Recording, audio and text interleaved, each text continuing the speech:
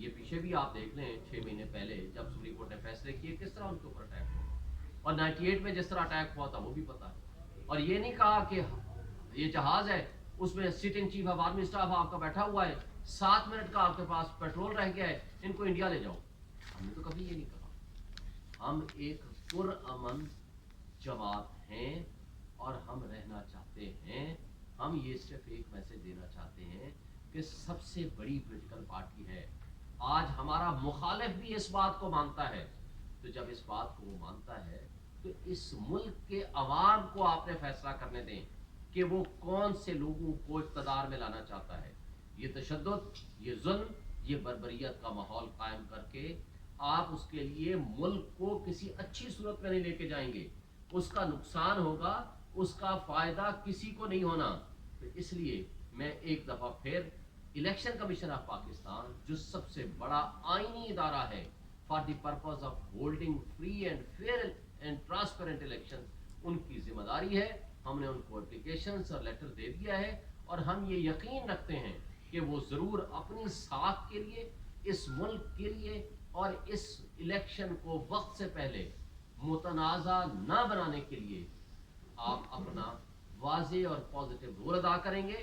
اور care taker سے بھی، اسپیشلی پرائم منسٹر سے بھی میں یہ مطالبہ کرتا ہوں کہ آپ ٹی وی میں بیٹھ کے تو ہر جگہ پہ کہتے ہو کہ فری اینڈ فیئر الیکشن ہوگا، سب کو موقع ملے گا.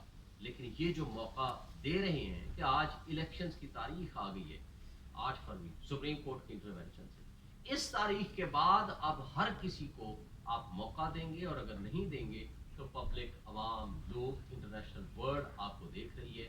ایسے ڈسکریڈٹڈ الیکشنز کا نقصان ہوگا ریاست کو کسی لحاظ سے اس کا کوئی فائدہ نہیں. Thank you. اچھا سر، ایک سوال یہ ہے کہ اعظم خان کی نگران جو وزیر اعلیٰ ہے ان کی ڈیتھ ہوئی، اس کے بعد یہاں پہ تقرری کا طریقہ کار کیا ہوگا خیبر پختونخوا میں؟ کیونکہ وہاں پہ جو تقرری ہوئی تھی تب پی ٹی آئی کی حکومت بھی تھی. دیکھیں یہ ایک آئینی بحران پیدا ہو گیا ہے.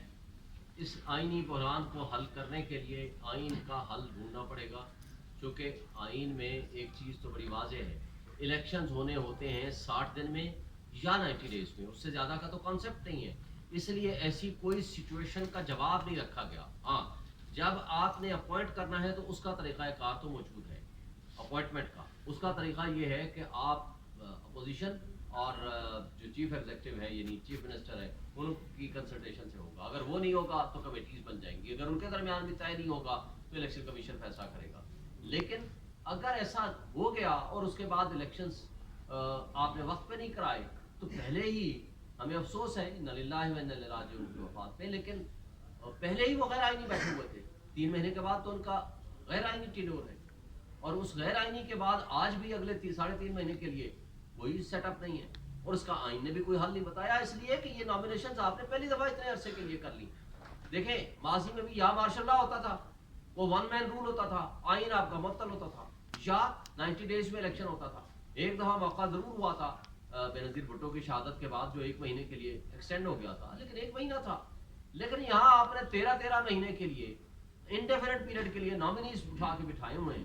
تو پھر آئین تو اس بات پہ بڑا واضح ہے، آرٹیکل 224 کے 90 دن کے لیے تھا ہوگا. اب 90 دن گزر گئے اور 90 دن کے بعد آپ نے 6 مہینے کے لیے 8 مہینے کے لیے آپ ایکسٹینشنیں دیتے جا رہے ہیں. تو پھر آئین نے تو صرف قانون کا اور آئین کا طریقہ کار موجود ہے. اس پہ بہرحال اس کا جو کانسٹیٹیوشنل حل ہے اس کو ڈھونڈنا پڑے گا. شیخ صاحب یہ بتائیے گا کہ آپ کو جلسے کرنے نہیں دیے جا رہے، سب کچھ آپ کے سامنے ہے. ابھی تک پی ٹی آئی نے کیا لاہ عمل اختیار کیا ہے؟ الیکشن اناؤنس تاریخ آ گئی ہے، تو آگے آپ کرنے کیا جا رہے ہیں؟ کس طرح لوگوں کو مطمئن کریں گے؟